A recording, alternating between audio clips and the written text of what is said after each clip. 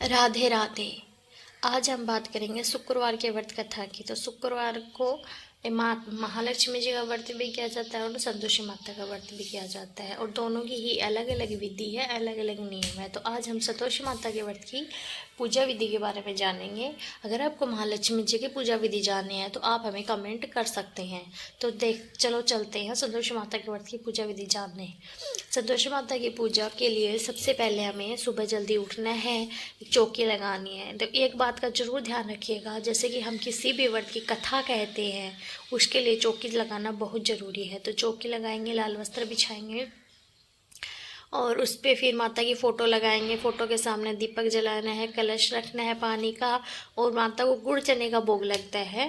तो गुड़ चना तैयार करना है। गुड़, हाँ, कोशिश कीजिएगा आप चने को, घर पे चने हो उसको तवे पे भूनकर ही तैयार करें। मार्केट से लाते हैं तो उसमें मिलावट हो सकती है, जैसे नमक मिला, हल्दी, ऐसा कुछ। तो कोशिश कीजिएगा कि आप घर पे ही प्रसाद तैयार करें। और आप माता को केले अर्पित कर सकते हैं, ऐसा फल अर्पित कर सकते हैं जो खट्टा ना हो। माता का नियम होता है, माता के लिए, संतोषी माता के नियम का सबसे बड़ा परहेज यही है कि माता को आप खटाई, उस दिन आप खटाई नहीं खा सकते, खटाई को हाथ नहीं लगा सकते, किसी को खाने के लिए खटाई नहीं दे सकते। सबसे बड़ा नियम यही है। आप ये के लिए करना है, धूप बत्ती करना है।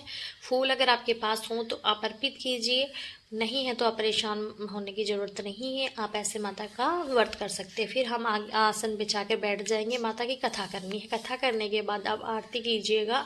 आरती करने के बाद जो कलश का जल है उसको आप तुलसा, अगर आपके घर में तुलसा जी हैं तो उसमें डालना, अगर सूर्य भगवान को अर्पित कर देना, या फिर आप घर में भी छिटक सकते हो।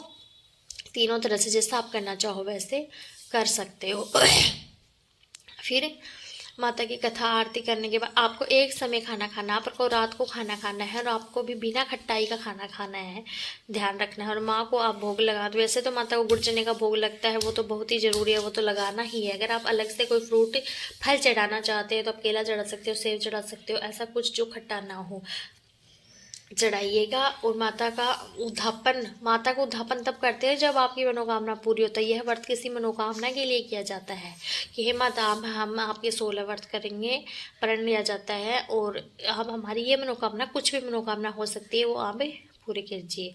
तो आप माता को बोलिए और उसके लिए तब तक व्रत कीजिए जब तक कि आपका मनोकामना पूर्ण ना हो, उसके बाद उद्यापन करना है। हाँ, कुछ ऐसे भी कर सकते हो कि आप 16 कर सकते हो कि माता, माँ आपके जैसे 16 सोमवार करते हैं वैसे 16 है, संतोषी माता के व्रत भी कर सकते हैं। लेकिन ज़्यादा ये होता है कि आप अपनी मनोकामना के लिए करें, और जब तक मनोकामना पूर्ण ना हो तब तक आप उद्यापन ना करें।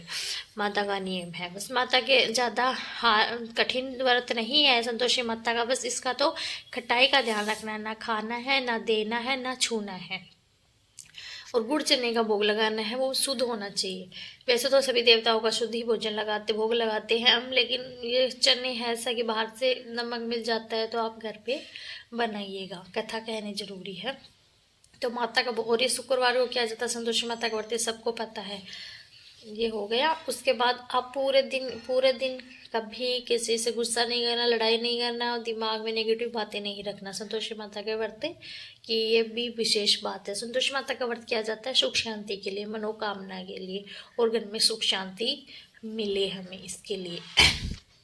तो आपको अगर हमारी जानकारी पसंद आई हो तो आप हमारे चैनल को लाइक करें, सब्सक्राइब करें। हमारा मकसद है आपको सभी सरल विधि से सब कुछ बताना, इससे कठिन नहीं कि हम आपको ऐसा कुछ बता दें कि पूजा में वो चाहिए, वो चाहिए, वो चाहिए।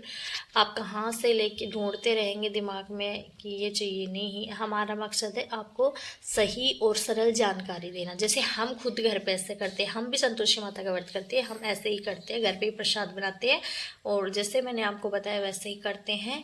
और एक समय खाना खाते हैं, वो भी बिना खट्टा, ना किसी को देते खट्टा, ना कुछ, खुद खाते हैं, ना छूते हैं। अभी हमने उद्यापन नहीं किया है, उद्यापन करेंगे जब माता रानी हमारी मनोकामना पूरी कर देगी। तो हमें माता रानी से प्रार्थना है कि आप सभी की मनोकामना माता रानी जल्दी पूरी करे। तो जय संतोषी माता, राधे राधे।